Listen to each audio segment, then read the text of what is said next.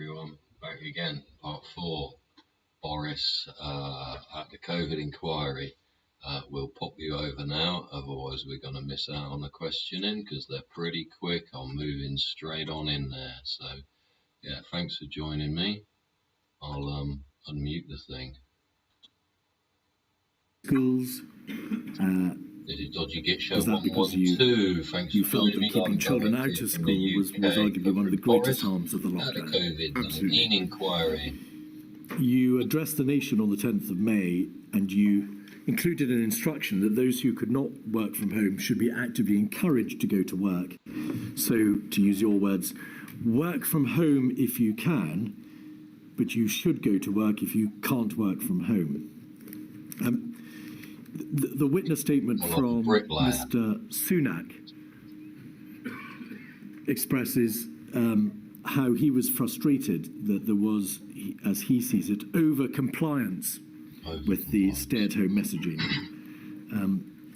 And he believes that gross paranoia, the industry fears, the possibility, or rather the likelihood that many people would ignore the active encouragement to go to work and not go to work had an exacerbation of the exacerbated the economic impact of the lockdown. In your communications with your colleagues on this subject, did you in July say this? In July 2021, looking back to 2020, yes. I arguably cocked it up last time with finger wagging to everyone to get on and do some work. Do you recall saying that? Expressing regret? Come on, Boris, you must remember something. That you had got the work from home if you can, but go to work if you can't work from home. Do I remember that, or do I forget that? I think that it was a very difficult time as we came out of... Oh, it was a difficult time within the shit show. As we came out of lockdown in the summer of early summer of 2020 for the first time. 2020 was it? In some areas. Are you sure it wasn't 2021, Boris? A lot of restricted measures. I felt strongly that the people had made such a sacrifice what year to it was, get the R done that we must try to allow people some freedom, and I wanted the the benefits of the exertion or the effort to get the R down to be felt throughout the country, for people to be able to do things again. And I think it's probably true that I wanted to see people back back at work, and I think that psychologically, emotionally, a lot of people were in a very different place, and they felt that they'd seen a terrifying pandemic. They were still very apprehensive. Look, right, my ex-missus was fucking angry back in frozen peas about what to do, and so that's probably what I'm getting at. Was the speed of the release very hard to gauge? Very. In Sir Patrick Valance's diaries, 273901, at page 66, he describes you as being very bullish and wanting everything to be released sooner and more extremely than we would. By we, he means the scientists. And then page 92, in the context of a meeting with the Prime Minister, actually having a discussion about letting it rip. 624 on the 12th of July, Prime Minister still wants to push opening implementation of all that lot. And if you just pause there. What a way to fucking say we're going to implement this. 94215, which is a WhatsApp group. That's like me being at work and saying, for fuck's sake, get the fuck on with it. And if you haven't got one, I want to know the fucking number of the guy that stood in front of the fucking machine that makes it. On releasing lockdown. Yeah, go hello, yeah, what are you doing? You'll go, the NHS. Not a lot, yeah, well make me another one. Starting to actually, in fact, make me two, because I need one on the shelf, because the last one 15th of July, by which time the NHS track and trace system was up and running. So, oh, actually, I've got 20 of them, so you better make me 20, because they're all going to fucking break. That yeah, so stop standing around looking. You were going too fast, whether you were wanting to reopen, let it rip, to use your words, or whether or not, in fact, you're going too fast and then becoming overly concerned about the winter and the rise in cases. Everybody's Yes. whinging and Well, moaning so about them, right? First of all, on this, the WhatsApps with Do Matt that. here, No, I think don't you've got do this. If you do that, to that'll remember happen. If you don't that do this that, is this'll happen a twice. cabinet Oh my goodness minister gracious. also Imagine him in bed at thinking about night. his budget. Fucking If you throwing read a that fucking carefully, you phone can see across the that room. what he's really saying is he needs more money, which is what all secretaries of state rightly do in their messages. So that's part of the conversation. Well, the But 7,000 clearly, deleted messages something to do with China and bats. the issue fucking, was I don't know. that Yeah. I Was it them think or I us always sort of shit? realised, and certainly nobody Wondered about that. disagreed with me, that when we came out of lockdown, when we went into lockdown, as Patrick said in that first important press conference on March the 12th, you can push it down, but with an unimmunised population, it will bounce back. And so I always knew that throughout the summer we were basically in remission, as it were, and that the thing would come back.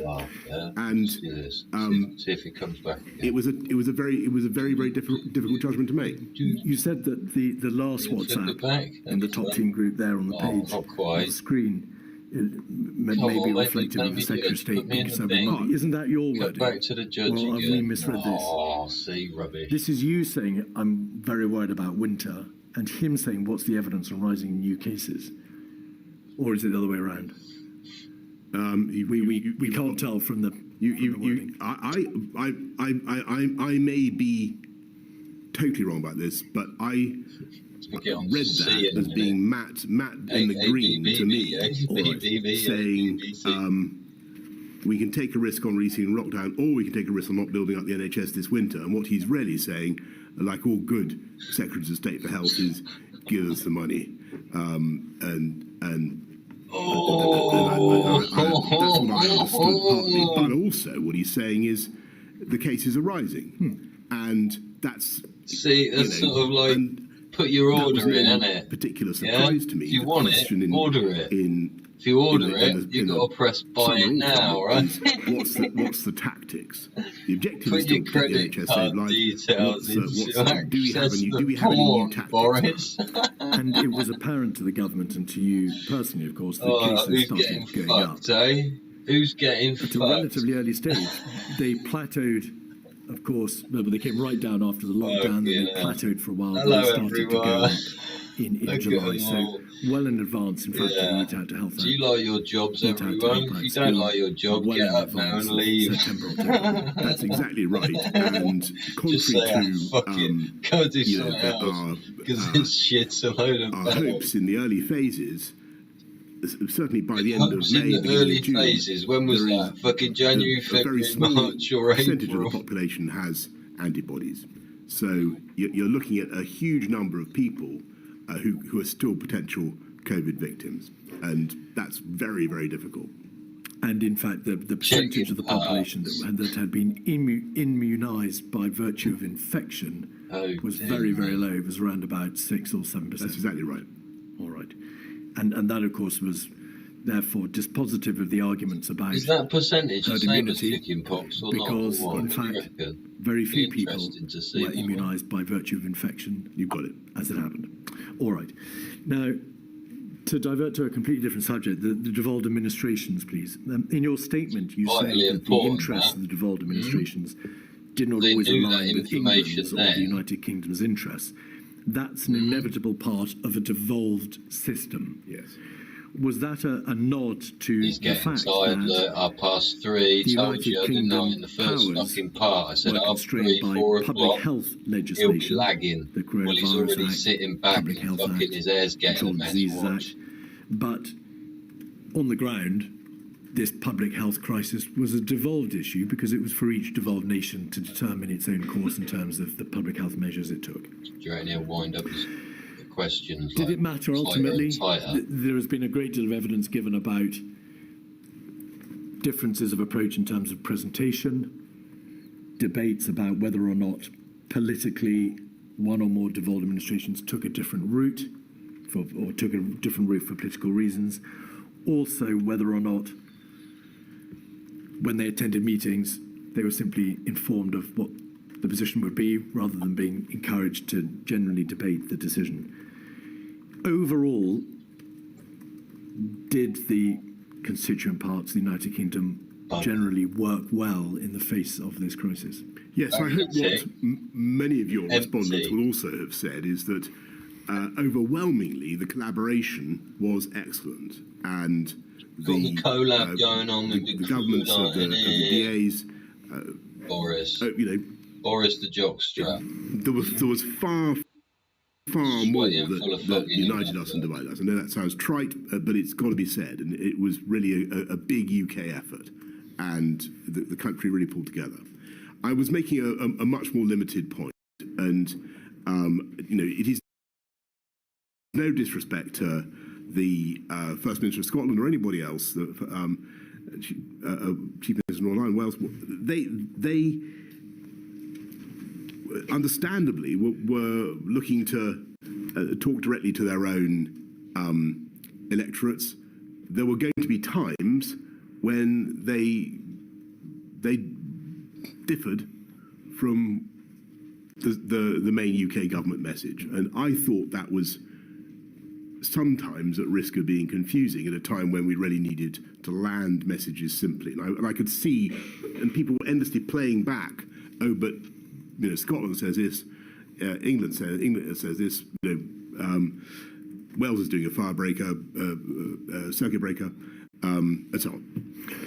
You didn't, I think, perhaps help yourself, though, Mr. Johnson, in this debate, because emails between Mr. Cummings and Helen McNamara show that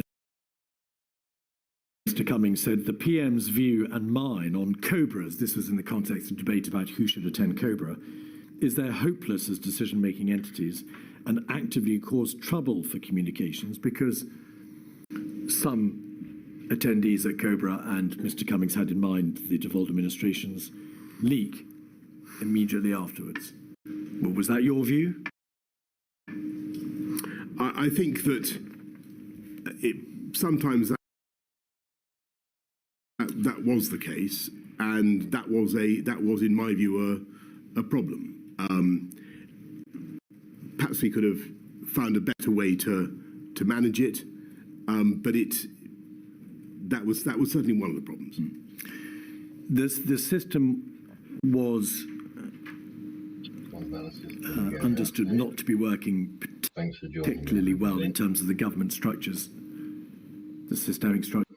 What do you think about what they're saying and how they're saying it, how in relation to the DAs, because how they're missing anything out that might be important that comes to mind? The series of the 4 ministerial implementation groups right in the comments between March and May, and they were then done away with and replaced by COVID-S and COVID-O. You directed, following advice from your cabinet secretary, I just found out that there should be a new rhythm of meetings in my block. The 9 a.m. meetings to which the DAs were not in my block, invited. On Saturday, I just found out. You directed that consideration should be given to using something called the Joint Ministerial Committee.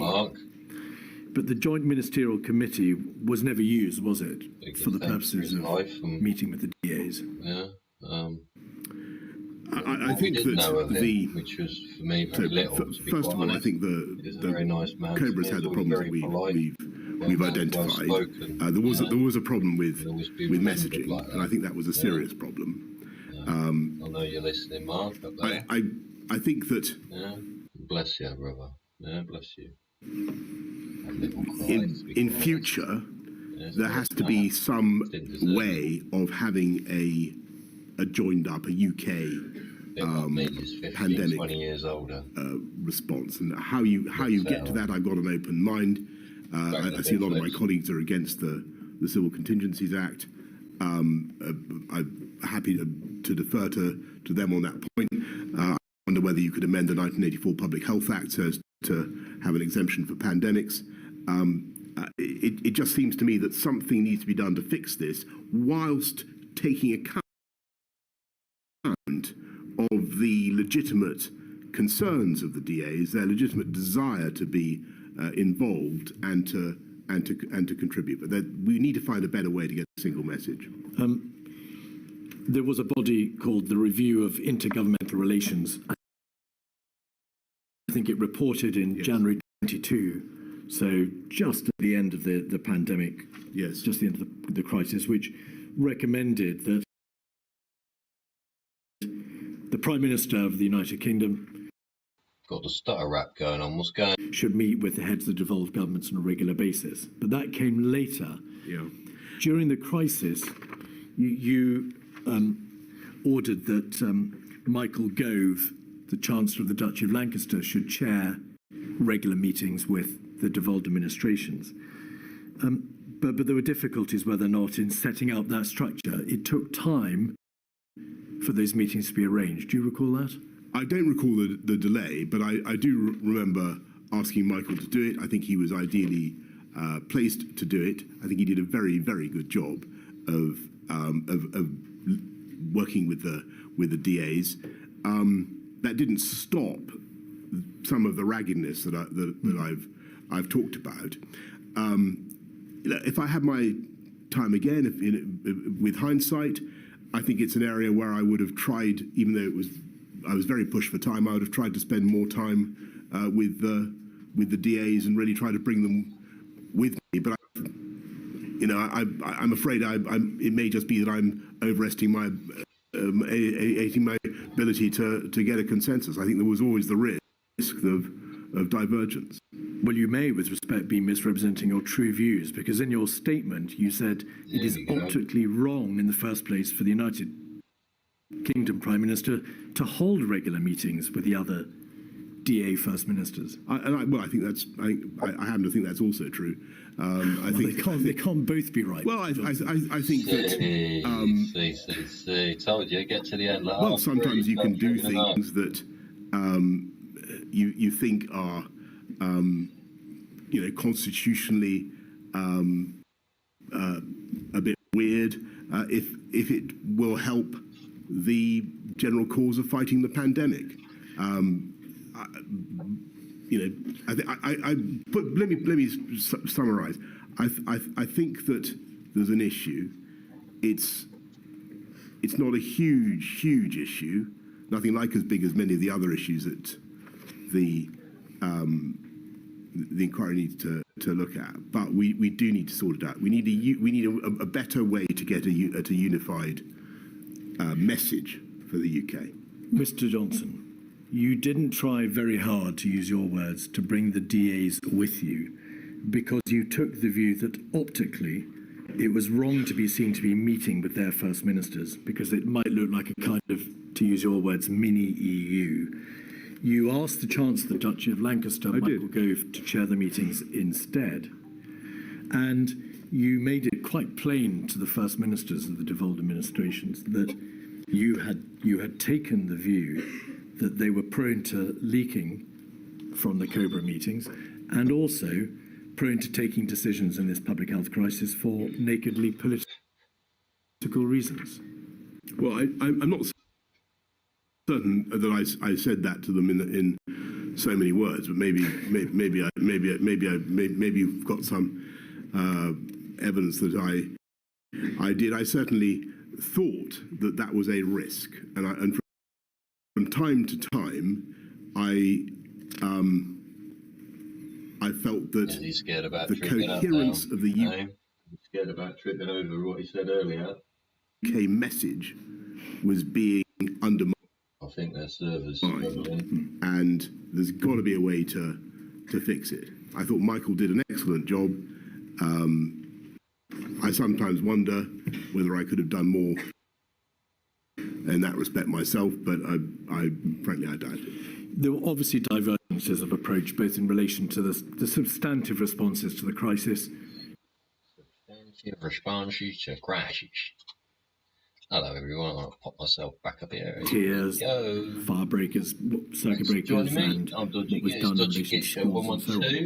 And there were also differences, whether or not in relation to public communications, so the messaging across the United Kingdom wasn't always pointing in the same direction.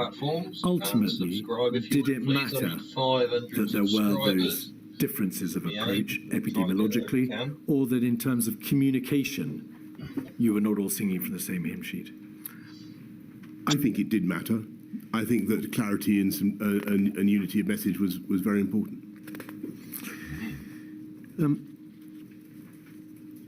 Data. Data. Plainly, the United Kingdom government was, where it could, taking decisions in relation to Boris's magic. what should be happening in each of the four nations of the United Kingdom. As I say, not directly in public health terms, but obviously it was trying to apply an allied or an unanimous approach. Did you feel that you, as the Prime Minister of the United Kingdom government, had sufficient data, sufficient scientific advice as to what the position was on the ground in each of the other nations epidemiologically?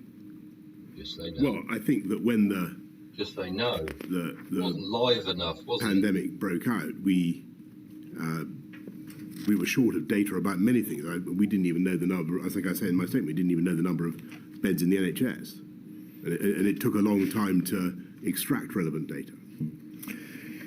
There was a general continuing concern raised with you because Surely Ms. there's an Sturgeon asset sheet, right? wrote to you in September 2020 about whether or not It all the keep just devolved trickling off administrations out the back door. were receiving enough financial You know, support stolen ambulance in order to be able stuff that people don't to fucking enable them notice. to put into place the public health measures All that right, they where'd had that come ordained. from? In Fuck knows, essence, mate. because they are devolved nations, they don't have access to the same levers of fiscal power as the United Kingdom government. How was that issue resolved, or did it continue throughout the crisis? I think that the issue of financial support was obviously allied with the issue of divergence of approach, because clearly, if it was open to a DA to take for instance, a much more precautionary approach, or to say that they wanted to do X, Y, Z policy that would be more expensive, then that was something that we were going to, that the whole of the UK Exchequer was going to have to cover. Now, that it wasn't that I wanted unity of message for that reason. But that was certainly an extra complication. In his statement, Michael Gove says, in the early stages of the response, there were occasions when insufficient notice was given to the devolved administrations of decisions that were likely to be taken. And in her witness statement, Ms. Sturgeon says, I believe both that communication should have been better, and more importantly, that the devolved administration should have been integral to that decision-making. Would you accept, perhaps with hindsight, that the decision-making process, insofar as it involved the DAs, was not as good as it might have been? I think some form of integrated decision-making that doesn't leak is what you're after. Local government. It would seem that in March 2020, there was a deliberate decision within Downing Street not to invite the Mayor of London to meetings until the 16th of March. He says that he made repeated requests to attend. He requested to attend Cobra on the 2nd, 9th and 12th of March, but was not permitted to do so. Did you know that? Do you agree with that? Certainly, London was very, very much in the forefront in the early stages of the pandemic, and I know that the Mayor of London was repeatedly consulted by my advisors in Number 10. I'm sure that there was a lot of traffic between them and Sadiq Khan. I think that he was invited to a meeting from memory, on the 16th. I may have that wrong, but I certainly spoke to him pretty early on. But as you said right at the end of the last session, we began by thinking we might do London first, but then we dropped that idea. The Mayor of London was not invited to the government's formal crisis machinery, Cobra, until after the first national measures had been imposed by the United Kingdom government. Is that correct? And that is because we didn't, in the end, do London first measures, and there was some sensitivity about other metro mayors. I think in relation to the metro mayors, save on one occasion, the 12th of October, when the Mayor of Liverpool, Andy Rotherham, attended, no metro mayor was invited to attend Cobra at any time. Right. The evidence from Sadiq Khan, from Mr. Burnham and Mr. Rotherham is to the effect that there was generally insufficient information given to local leaders. And in the context, Mr. Johnson, of the local restrictions in the summer of 2020, and of course the tier system in October and December of 2020, that was a very significant failing, was it not? Well, first of all, I'm grateful to Mr. Rotherham, to Andy Burnham, to Mr. Khan, all the mayors for the work that they did and the leadership they gave to their own communities. And you know, you talk about Andy Burnham. You know, there were parts of the country that barely came out of measures for the whole of the year. Manchester. Exactly. And they had a very, very tough time. And we did our best to offer support and to engage with them and to help. But some of the negotiations, as I'm sure we'll come to, were extremely difficult. One of Sir Patrick Vallance's entries appears to suggest that in relation to Manchester and Mr. Burnham, a COVID-esque meeting at which you were present openly drew a distinction between the support and measures that would be given to Manchester as opposed to Liverpool for nakedly political reasons. Would you agree? Did that happen? Are you saying that I'm not certain there was a Conservative mayor of Liverpool? No, it's that a view was taken upon the nature of the local leadership in Manchester, and a view was taken about how cooperative it was being. Oh, I see. And therefore, Manchester would be treated differently to Liverpool. I don't remember that at all. I think that Liverpool certainly was the people who were heroic in trying to get mass testing going, and again there was terrific hardship because of the lockdowns, but they made they were vital to the campaign to get mass testing going. And another separate issue, please, the consideration of vulnerable and at-risk groups. And you'll appreciate, Mr. Johnson, that on account of your position as Prime Minister, many of these issues would only perhaps fleetingly have come to your attention, and of course only at the highest possible level, and therefore there is a distinct restriction on the detail into which we can go in debating them. Helen McNamara, in her statement, makes this general point, that across the advice and discussions in the Cabinet Office and in the heart of government, there was a striking absence of humanity or perspective about how people or families actually lived.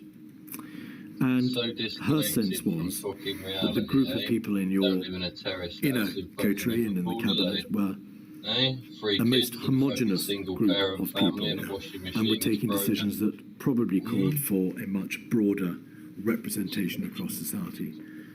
Would you agree with that general proposition? I think that there is some force in that, so some force in the description of the people in and around those meetings at some of those key times. I don't accept what Helen says about the measures that we took, but it is so. I know she said some things. I think I didn't pay like tribute to her. it. She did an amazing job. But I think that it is not right or fair to say that policy was conceived and driven forward without regard to the particular needs of women, for instance. A huge amount of thought went into the question of hidden harms of domestic violence. There was the access to abortion, to drugs necessary. We put money into. We had a domestic violence bill, as you may remember, in I think March 2020, which goes through the Commons very fast. We put money into ISVAs and IDVAs. We set up a helpline. We have a system whereby victims of domestic violence can identify themselves without risk of exposure by going to certain premises. We were very, very alive, and I was personally very alive to this issue. So I was surprised when she said that, because I know how much she cared about it, and I believe that we did a lot on that. Yeah.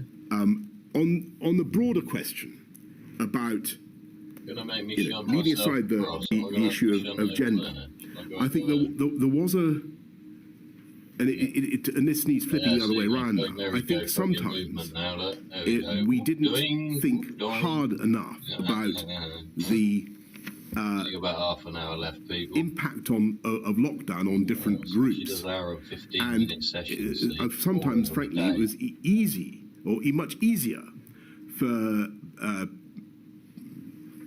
people with professional jobs to sit out the lockdown than it was for others, whether they're in the hospitality sector or whatever. And a lot of people who 200 quid for the hour and a quarter before were on lower incomes really had a pretty tough time of it. And so, and I think that it was vital to focus on those people and to do everything we could to help them through lockdown, but also to realise that lockdown was hitting those groups particularly hard. And for me, that was a reason why you had to be so careful about going back into a national lockdown in October, November. It's necessary to distinguish between the first lockdown and the second one, of course. Yeah. But Do you think we'll have another lady lockdown? asked you earlier, Might do. to what extent did you consider the economic arguments against lockdown? And you said you had to give them short shrift. May we take it that on account of the speed in which the government had to act in that week of the 16th and 23rd of March, relatively little consideration was given by the government to the impact of lockdown similarly? I think a huge amount of consideration. Was given by the government to the impact of both lockdowns, and we thought about it extensively. I think not the general impact, Mr. Johnson, but by reference to your earlier answer, the needs of individual sectoral groups, for example, but by no means limited to black people or BAME sectors.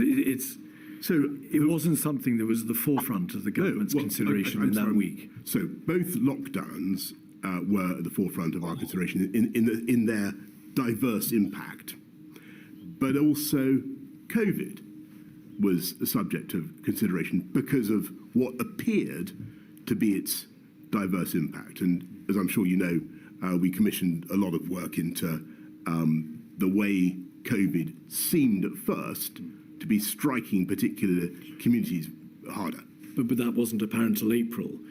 At the 16th and the 23rd of March, there was great consideration given, of course, to shielding and to clinical impact. Yes. But there was relatively little, if any, consideration given to social impact upon the disproportionate way in which a national lockdown might impose itself and might impact upon various sectors in society. That's correct. I didn't care and didn't think about it, right?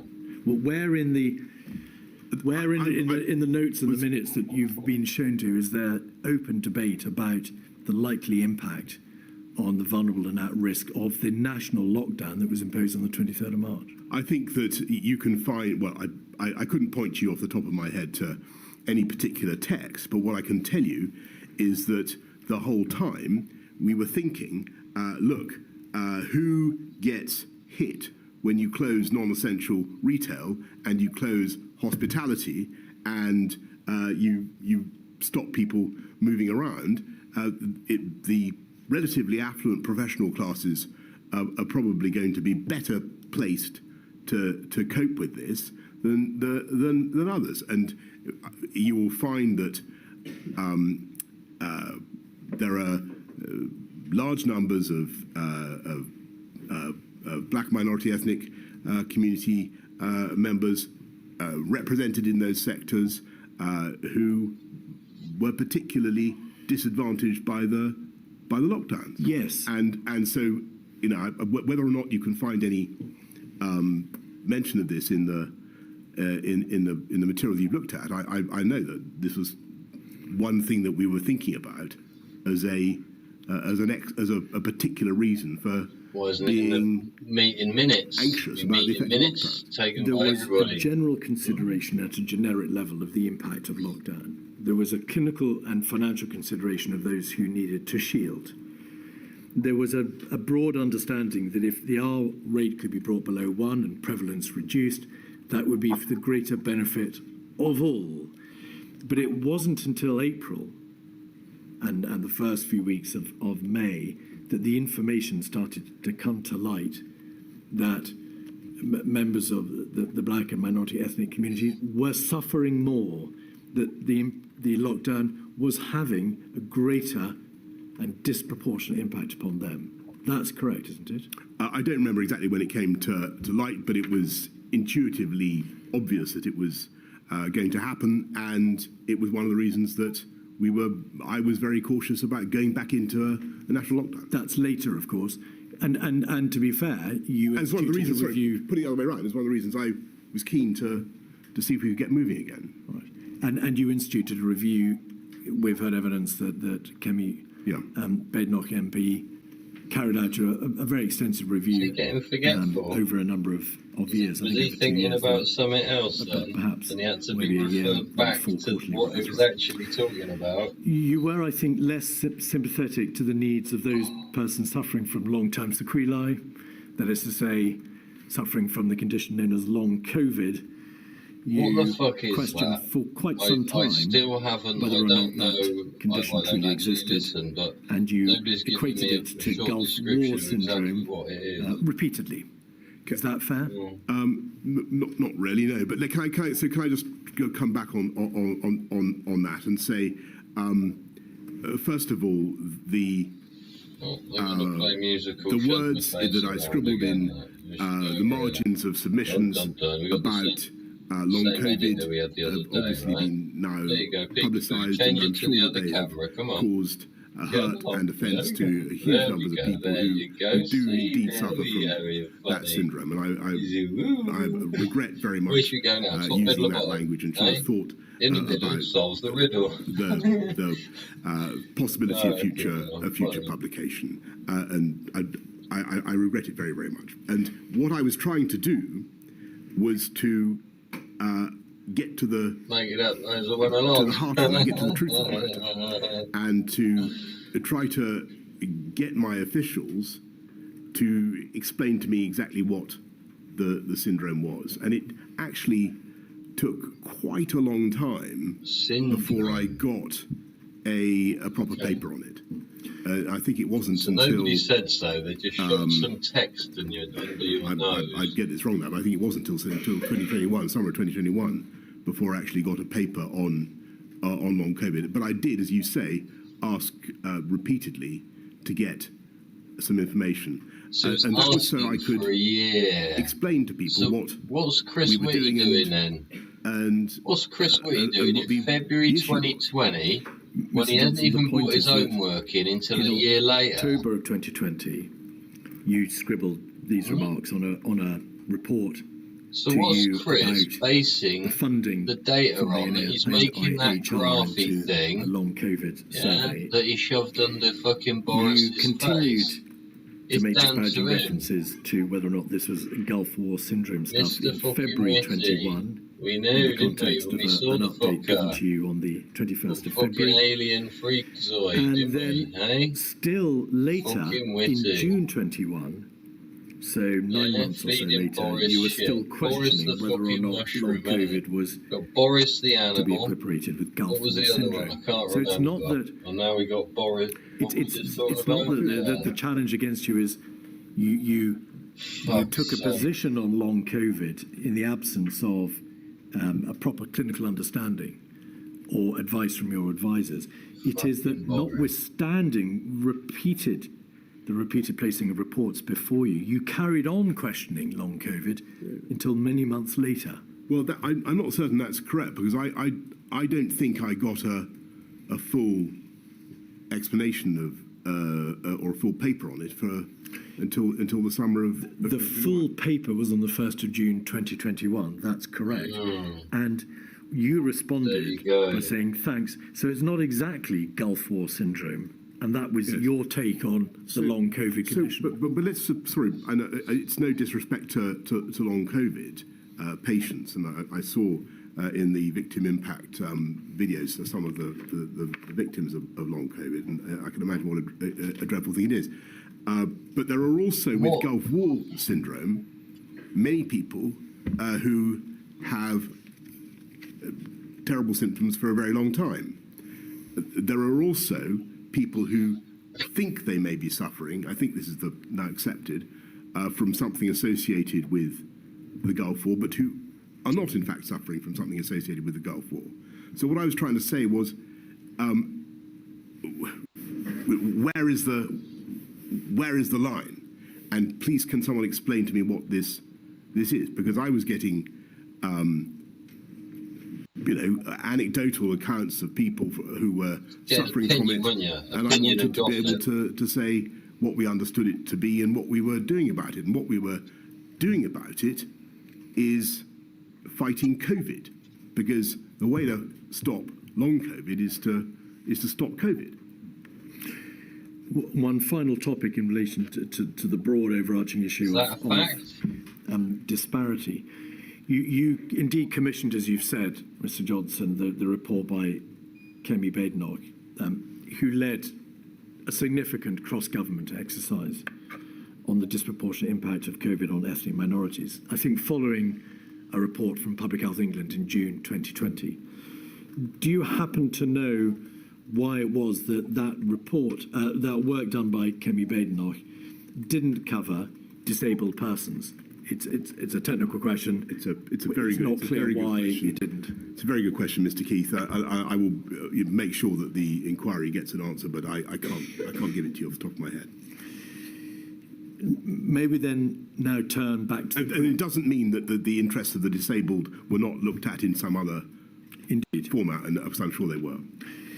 Now, returning to the chronology and having just for the moment put to one side those overarching but general issues. Mark Sedwill, you said earlier that Mark, now Lord Sedwill, suggested he should move on, and you agreed. That's right. Remember that as well. Yeah. What do you think? Could we have? No, I don't think we need to put it up. In his witness statement, Martin Reynolds, your private secretary, talks about the meeting that he'd arranged for you to meet with Mark Sedwill on the 14th of May, and your diary shows a meeting with him on the 14th of May. I identified a slot on the 14th of May for me to run the Prime Minister through the findings of the review. You'll recall that Helen McNamara had produced a report, and Mark Sedwill had himself produced a report. The Prime Minister decided instead to use this slot for a one-to-one conversation with Mark Sedwill, where he told him that he had lost confidence in him. So, which is it? Lost confidence in Mr. Sedwill. Is it that you lost confidence in him, which is the question I asked you earlier? Or is it that Mark Sedwill told you he wanted to move on and you agreed? Well, Mark Sedwill did an outstanding job for this country for a long time, and he was a very distinguished permanent secretary, I think, of the Home Office. He was a national security advisor. He's done everything. National security advisor. I was and so it's just somebody who hugely fucking gave his opinion on security of the nation, which is basically the evidence like, from Mr. Cummings and Martin Reynolds and Helen McNamara is that regardless of the genesis of why he moved on, funny was what people's effectively titles sacked, are. whichever way my lady Talked concludes. about that yesterday at the Dodgy Git Show live. Regardless, as I say, of that genesis, his departure or his impending departure led to general bad blood, sowed chaos, says Mr. Cummings. Mr. Reynolds says damaged stability in the civil service, and Helen McNamara led to a real and damaging impact. It made those in the civil service in the centre less confident about challenging. No one was safe if the Cabinet Secretary was not, and dealing with the unravelling preoccupied a number of us for critical weeks. Would you agree that the consequences of his contingent departure did have wider ramifications, quite damaging impact, in fact, on the civil service in Number 10 and Cabinet Office? No, I don't think that's the case. I think that there was a fantastic array of talent in the civil service, and they did a very good job. I think that what did matter in that period, and the thing that was getting us all down, was the knowledge creeping, or otherwise, that this thing was coming back. Let's click about a lot, eh? We needed to deal with it. And it was going to be very hard, and we needed to get organised to do it. All right, Boris, what are you doing? That was, I think, the thing that made people scratchy. Helen McNamara prepared, as you know, a report on the workings of Number 10 and the Cabinet Office, and without going through it in detail, because it's been placed before the inquiry repeatedly, it identified very significant concerns in the working operations of Number 10 and the Cabinet Office, did it not? I saw the. I've seen two versions of this document. I saw that. Yes, it was a draft and then a final version. So I saw the final version. I think what this document reflected was a civil service he's very, very unease about the grilled like a fucking challenging like a burger, approach of some of the special advisors, and I had to make a judgment about that particular issue. Where's the info coming from, pal? I decided, on balance, that at a very difficult time for the country, I'd rather have a Number 10 where people challenged ideas, and where people brought new ideas, and where people felt free to say things, than a Number 10 where everybody tried to he wanted a just pretend culture, right? All was continuously well, because all was patently not well with the country, and we needed to fix it. So may we be clear about this, Mr. Johnson? Yeah, no, if your concern was that there had been a civil service unease that had been in the back room for about the challenging approach of some of your special advisors, and you plainly met Mr. Cummings there, your response was not to support the civil service and deal with Mr. Cummings. You sidelined your Cabinet Secretary and kept Mr. Cummings. Well, that's your way of well, is that not what you did? I certainly. Let me get back to Sir Mark.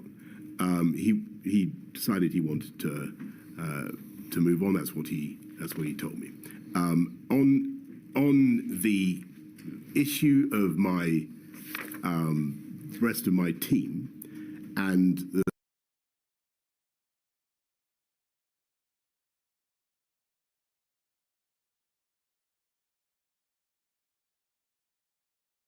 case, why did you not act? Or if you were not, why were you not aware? So none of those things was put to me in the terms that you've just done. First of all, nobody came to me and said this is people have got gold complexes and internecine warfare going on here. What I saw was a country that needed continuous, urgent action, and it needed solutions to be found. And what I wanted were meetings in which people could speak their minds without fear of being embarrassed or being seen to say something foolish. And open for that's one of the reasons, by the way, why I sometimes spoke bluntly and freely in meetings. I wanted to give everybody cover to do the same. I wanted people to feel that they could, if they had an idea, then I wanted to hear it. Sorry, can I just interrupt? I'm sorry, Mr. Keith, I appreciate it. Can you hold that train of thought, whatever it was? Mr. Johnson, one of the reasons I've been interested in the culture in number 10 is whether or not, if there had been different structures in place, then this kind of culture may not have arisen, and that might have provided you with a better framework for decision making and seeking advice. And so, and I was looking, for example, we were looking at how initially the ministerial implementation groups, they didn't really work, and so until eventually you got the COVID-S and COVID-O, and they did work. And I was just wondering if you had a kind of structure whereby something like COVID-O, COVID-S, whatever, swept into operation the minute the Prime Minister said, right, this is a dire emergency, a pandemic. Yes. So might that help? Malay, look, I think that you've put your finger on it, and well done.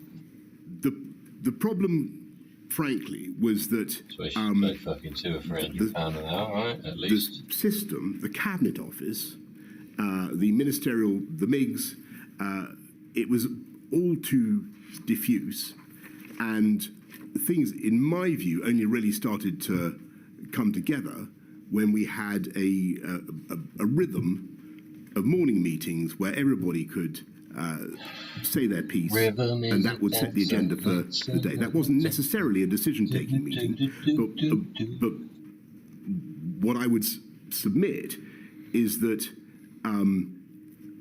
for future pandemics, there needs to be a more clarity about which are the discussion meetings and which are the decision-making meetings. Because what would happen is that I would be presented with a problem, and then within the space of half an hour, we would have got to the solution, and then we'd have to do it all again in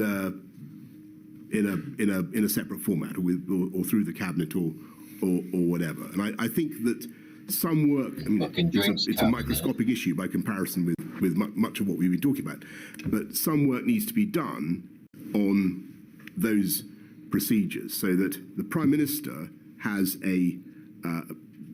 when he goes into some meetings knowing that these are decision-taking meetings, and he's given all the evidence on both sides of the argument.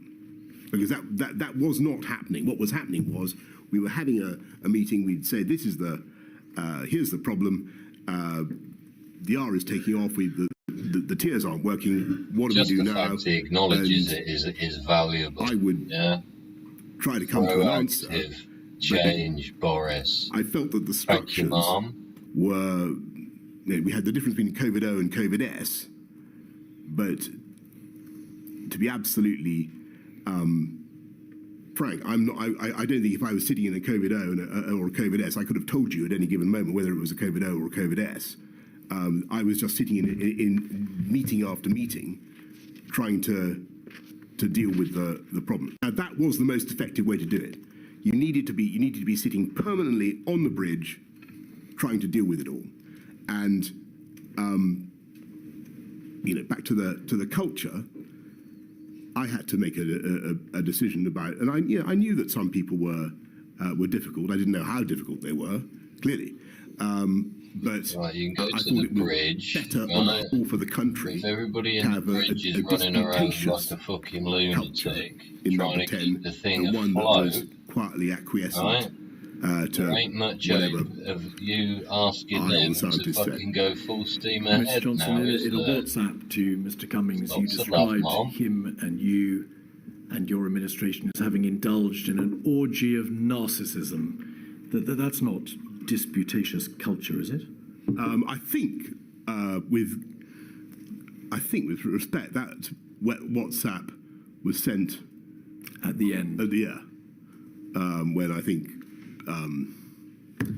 things were becoming, some of the things that were not obvious to me had become more obvious. 48313, page 17, is a WhatsApp in May, in fact, so Like earlier you in the said, summer. You had to make a decision. It's WhatsApp inaction, from and you fuck up. Mr. Or Cummings action and to you fuck up. you. Couldn't win, could he, eh? I think it's a screenshot from Mr. Cummings's witness statement. Right. If we could scroll into the top of the page. Right, are you ready to press the button? Top, middle, or bottom? Top, middle, or bottom? In the middle. If Hank got text really coming to meetings and attend, in the please middle, just top, ignore. in We your actually middle. need to have meetings without, and that's Catchphrase, Mr. man. Cummings. Fucking brilliant fucking game, mate. And- Here we and come. then eh? this. Hope you're right, everyone.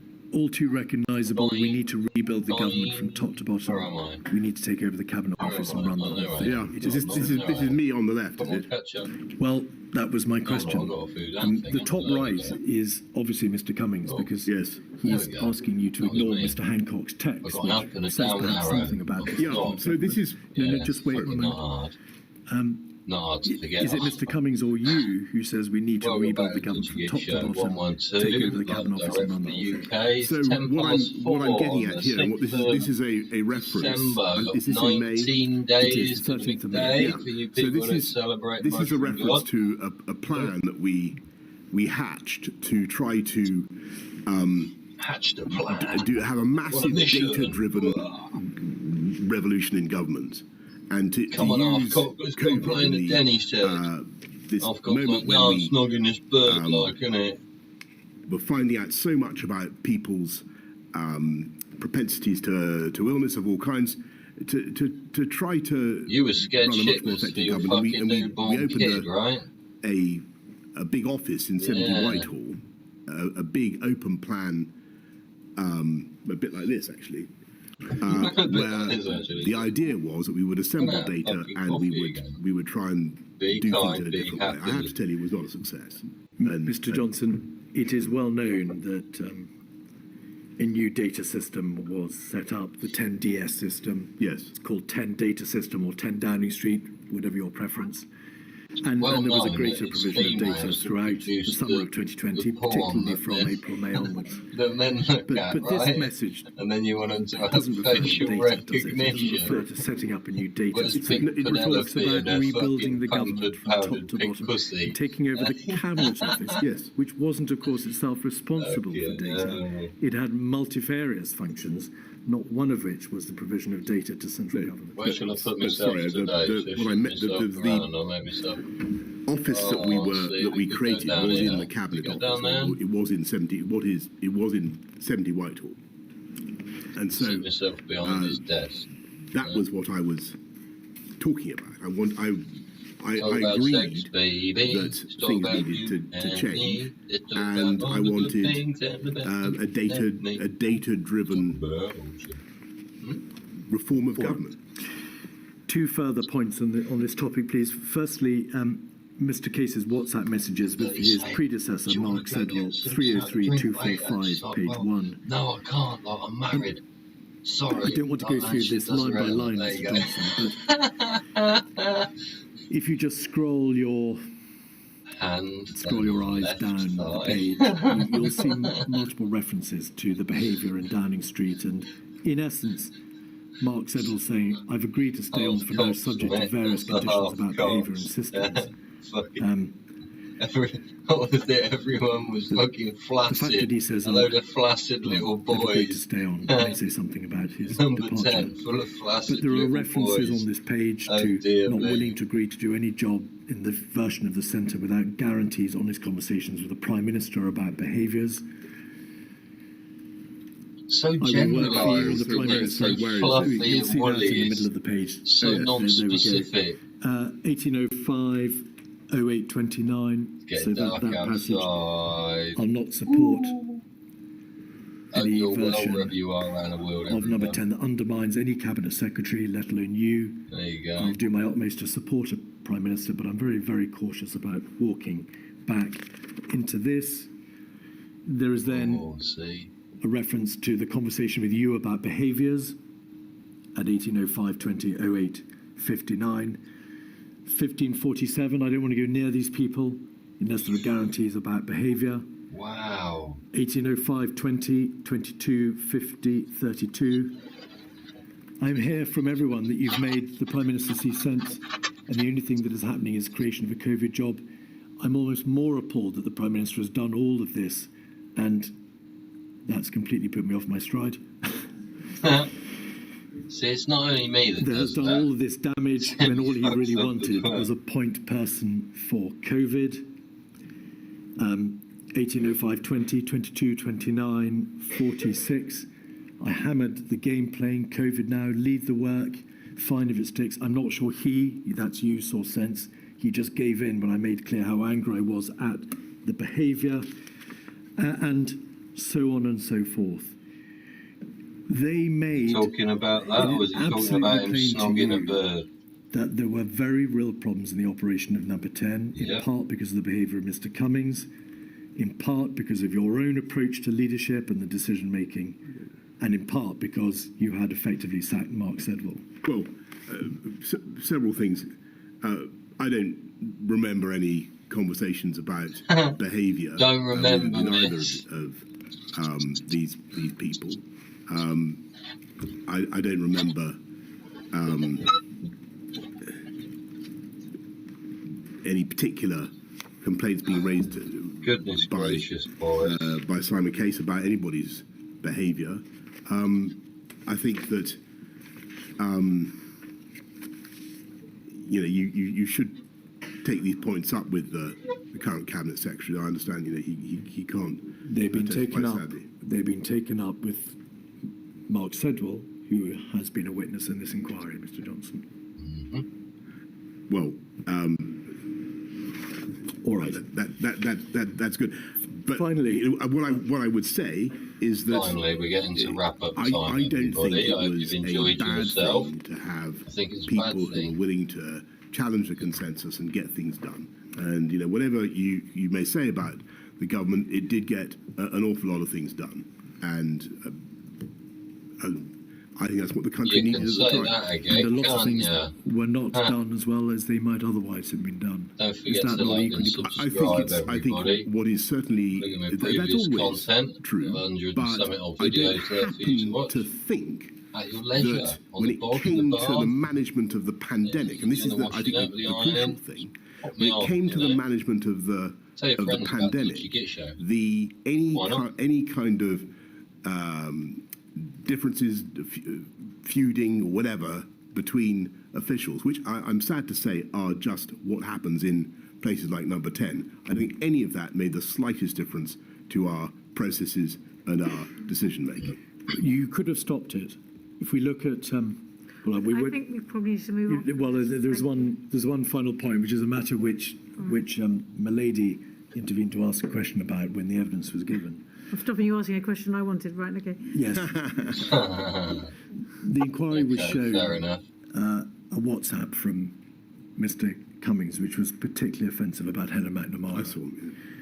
It was sent to you and others in your WhatsApp group, but you maintained a silence and you never spoke up to say that is unacceptable and it cannot be allowed to go on my watch. Anyone say stop? I did see that, and I don't remember it.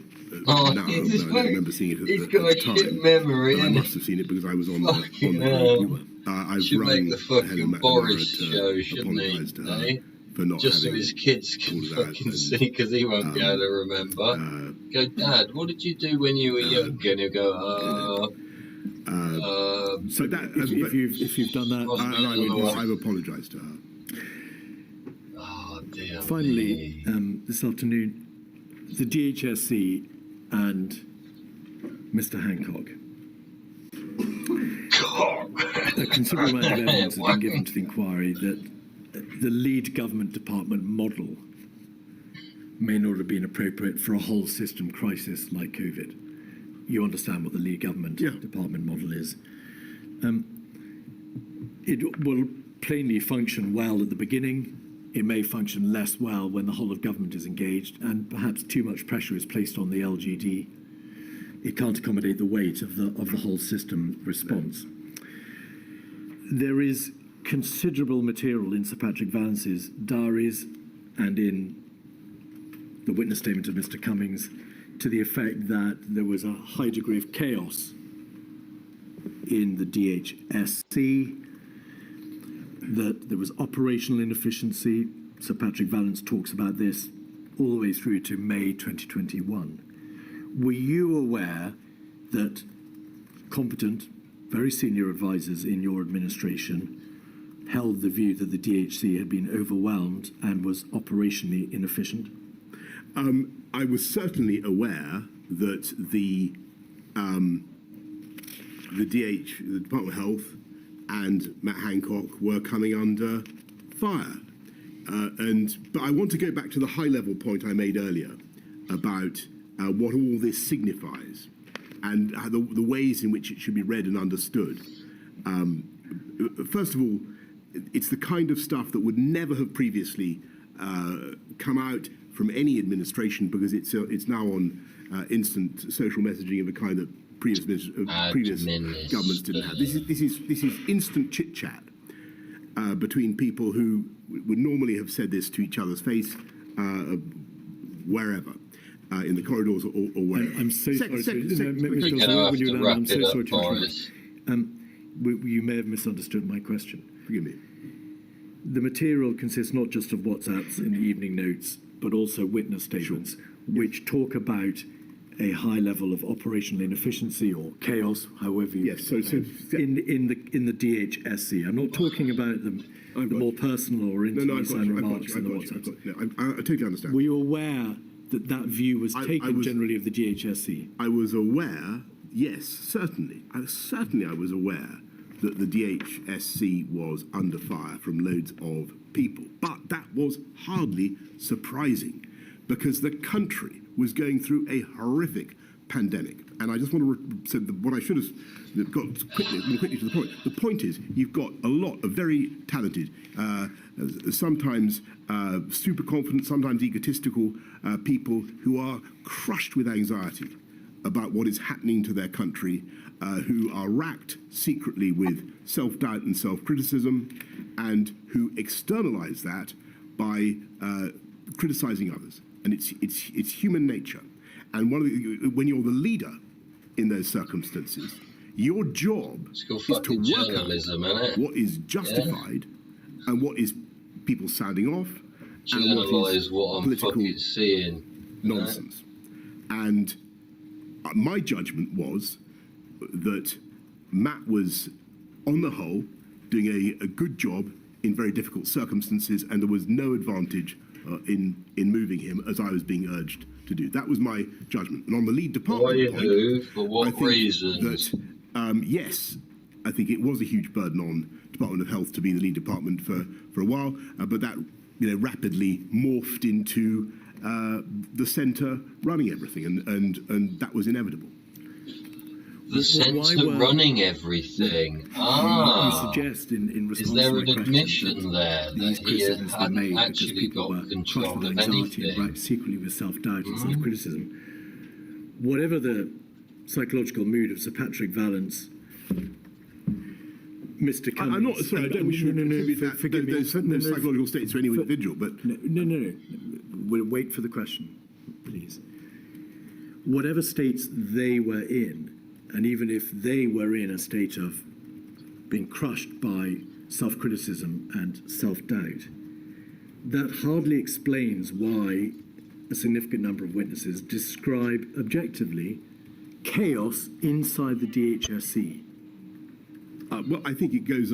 I think the reason is that you've got a once-in-a-century pandemic for which, sadly, there was no proper preparation in the country, because we didn't know how to deal with a highly contagious coronavirus pandemic, and all the pressure initially was on good, hard-working Department of Health officials who Everybody did a of fantastic course, job at fucking up, under didn't they? Yeah, huge personal and cake for professional everybody. obligation to get things right, bonus, and who bonus in naturally your paycheck for succeeding in failure. were Well done. in a state of great anxiety. And Who was being fed? I just Who was feeding it get in? back to my point. Who's feeding it in? Where's My Chris? job was to decide whether Chris?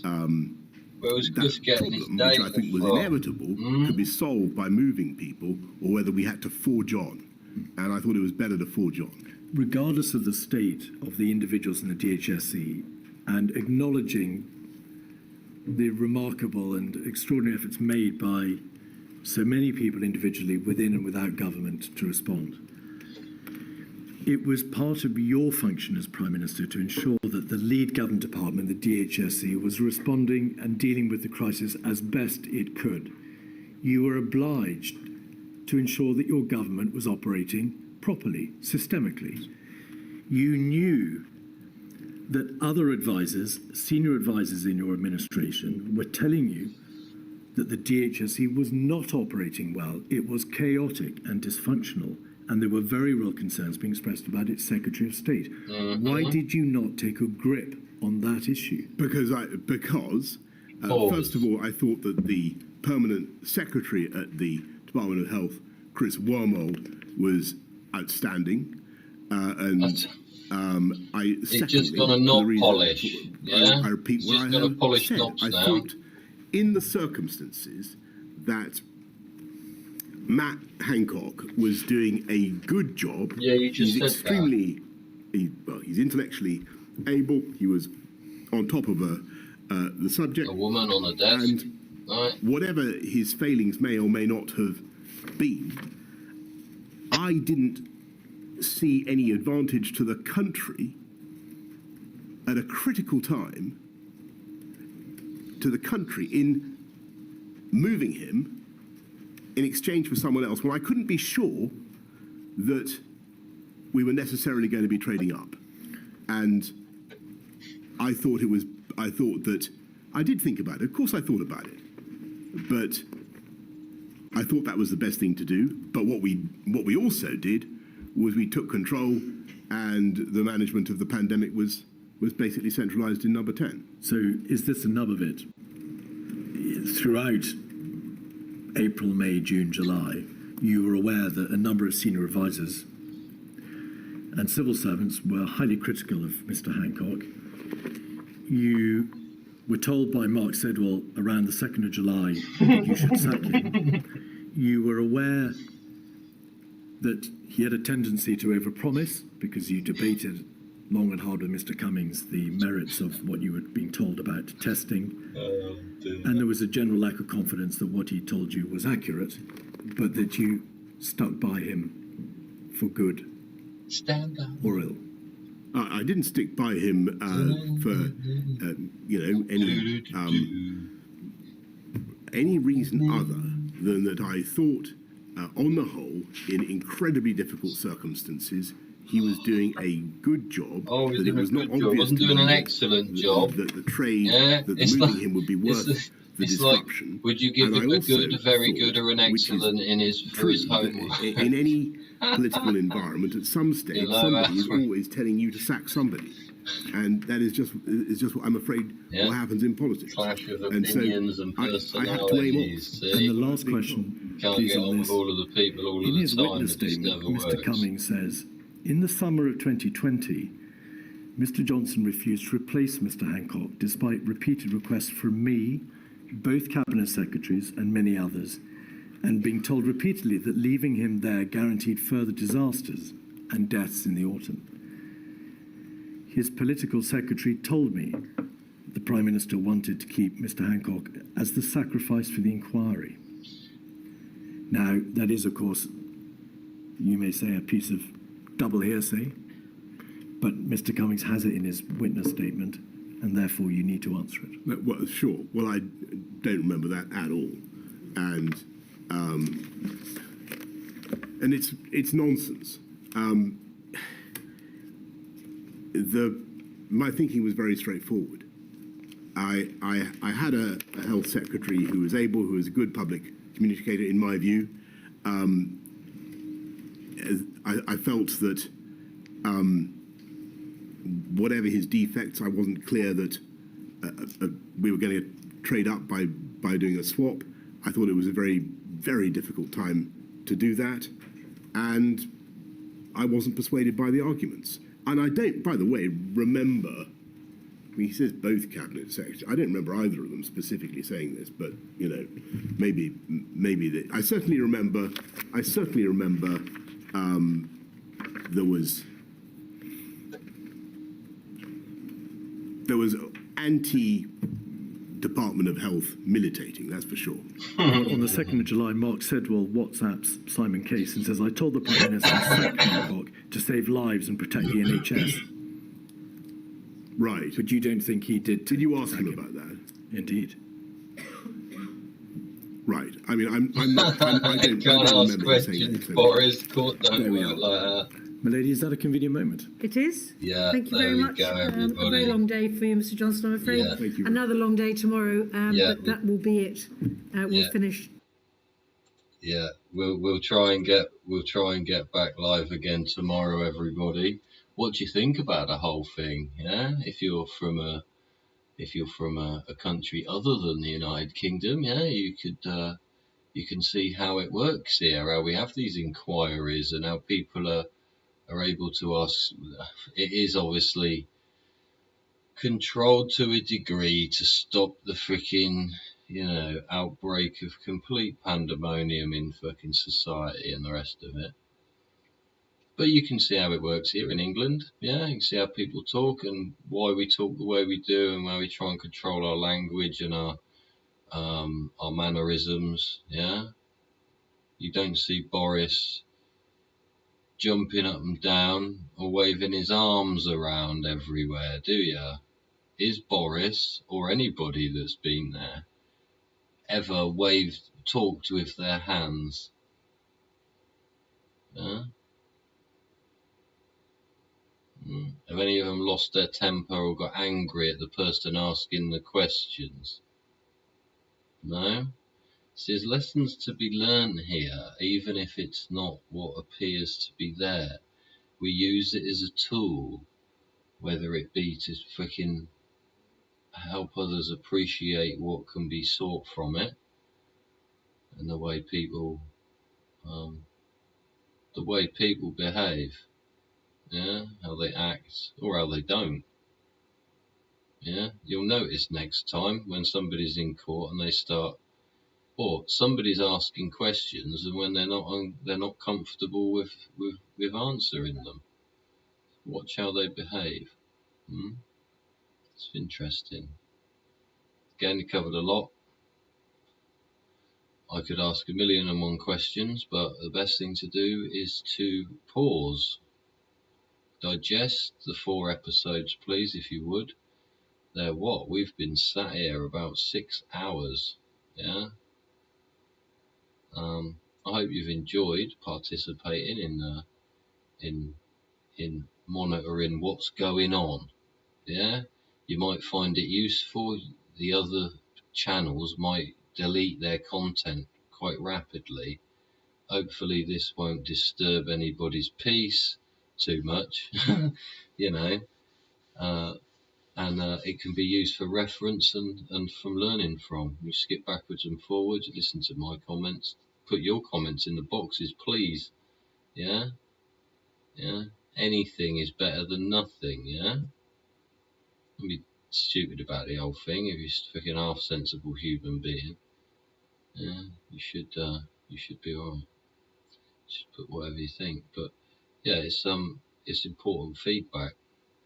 Yeah, those other news channels that show it don't have a comments box and they don't have a chat room. Yeah, and don't forget, what was this? 112, right? 112 live episodes I've produced now. So I'm getting along now. Yeah, I don't know if I've improved from when I started. Yeah, don't know what I was supposed to improve, if anything. Yeah, it's just freedom of speech and the ability to do so using toys. Yeah, we're playing, haven't we? Yeah, playing with our toys. We spent all day today playing with our toys. Yeah, I've done a few other bits and pieces in between. Managed to get a few essentials done today. And now I'm going to go and do some other essentials. I might join you later, or if not, then it'll be tomorrow most likely, where we can start again. What did they do? 9 till 4? Is it 9 till 4:30 or 10 till 4:30? Might have to be up early again. Blimey, that'll take some doing. Takes a bit of effort that.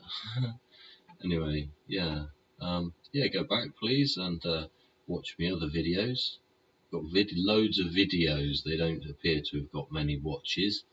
Yeah, as well as the live stream tab. Yeah, there's tabs along the top of my channel on YouTube, isn't there? Yeah, on the home page. Yeah, you got videos, shorts, and live. Yeah, check them all out. Yeah, it all helps me out. It all adds to the algorithm. Some of the things there are quite short. So if you just sat on the bog for 3 minutes, just watch one of them. Yeah, if you're having a shower for 20 minutes and you want to just fucking listen to me chat shit, find one that's 15 or 20 minutes long. Yeah, try and make the live shows an hour or so long. It's a bit like a TV show that's an hour long, isn't it? Yeah, without any adverts in. Yeah, no adverts. You got your chat room. It's open expression for you guys. I've got no fucking stupid lights and fucking fairy dust all around the fucking place, or sparkly this, or fucking flashing fucking icons, or strips of fucking news reports, or bollocks like that. It's just fucking me here talking, yeah? Human being to fucking other human being that's in observation of what the fuck's going on. Anyway, until next time, thanks for joining me. I do appreciate it. Yeah, I really do appreciate it when I see someone's watched. I'm chuffed. Yeah, it's an achievement for the project.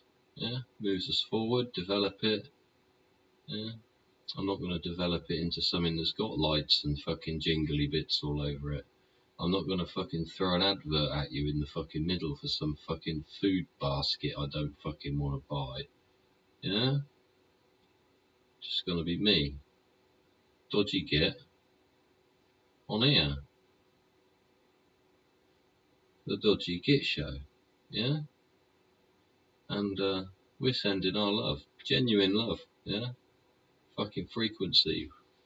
There you go, fucking absorb that into your soul. Yeah, there's some love here. Hey, send you some love, so you got some love in your heart, so you can share it about with the people that you meet today, tomorrow, maybe later tonight. Neighbour might come ask for some sugar, eh?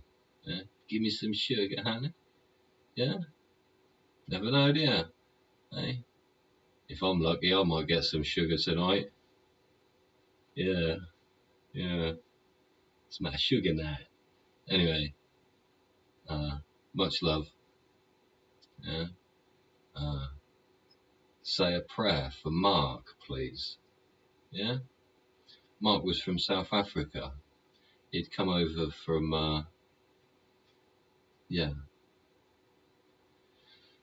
we give thanks for Mark and Mark's life and the people that Mark brought joy to. And he did bring joy. He was a clever, funny, genuinely, generously warm-hearted man. A gentleman. So Mark, I know you're there. Yeah? Peace be with you. Rest in peace. Yeah? Yeah, Mark, from South Africa, mid-50s, came over here. He leaves a son, I believe, in South Africa. And I hope peace is with his son and the rest of his friends and family and loved ones at this hard time for them. Yeah, Mark died on Saturday. I knew him briefly. not well, but what I did know, he was a pleasant, gentle man. And for that, I give thanks.